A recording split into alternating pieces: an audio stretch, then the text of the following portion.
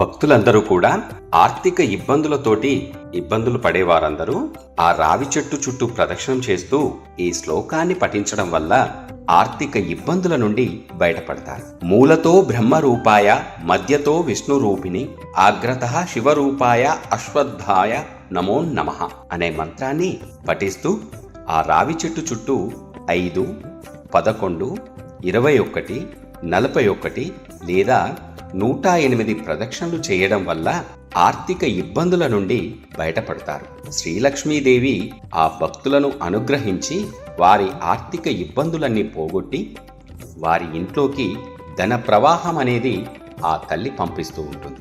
ఆ శ్లోకం యొక్క భావం ఏమిటంటే, మూల భాగంలో బ్రహ్మ స్వరూపంగా, మధ్య భాగంలో విష్ణు స్వరూపంగా, అగ్రభాగంలో శివస్వరూపంగా ఉన్న ఆ రావి చెట్టుకు నమస్కరిస్తున్నాను అని అర్థం.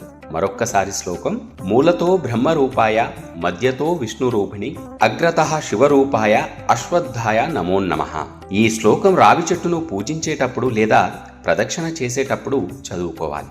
రావి చెట్టులో బ్రహ్మ విష్ణు శివుడు ఉంటారని కూడా హిందూ సాంప్రదాయంలో నమ్మాలి.